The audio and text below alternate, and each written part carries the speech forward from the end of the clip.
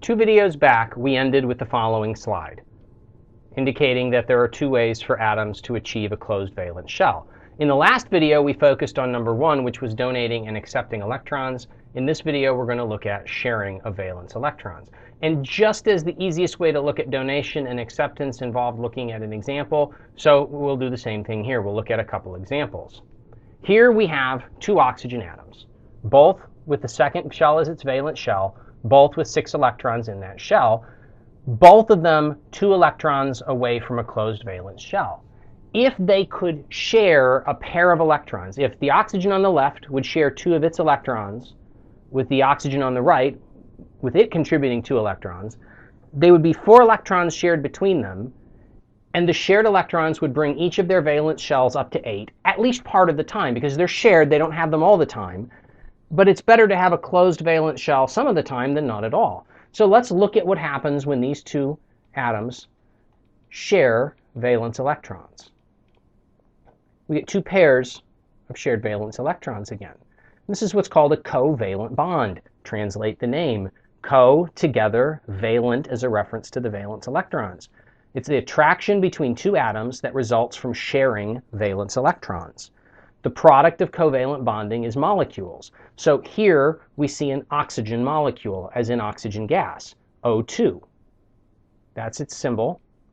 And it can be represented this way graphically with the 2 lines. It's not an equal sign. That's 2 lines. We use a single line to represent a single covalent bond, where a single covalent bond is 1 shared pair of electrons.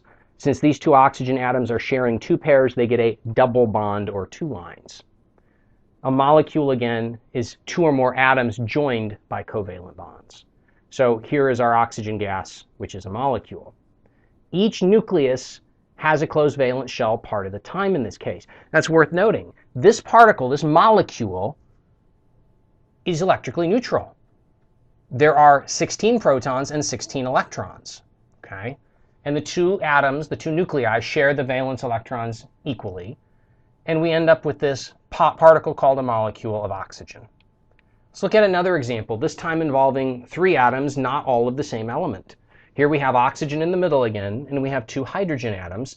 Each hydrogen atom is 1 electron away from a closed valence shell.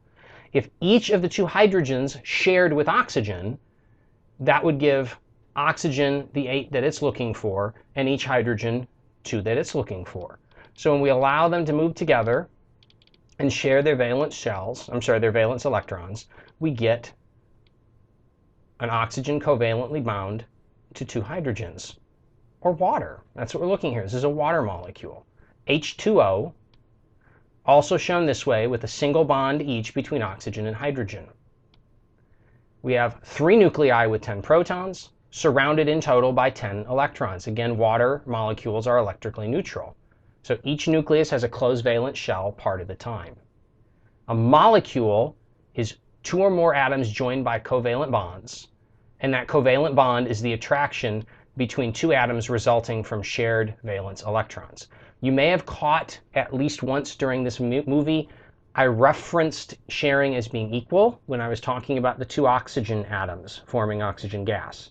In the next video, we're going to explore the idea of polarity and look at different types of covalent bonding based on whether or not the atoms are sharing the electrons with each other equally or not.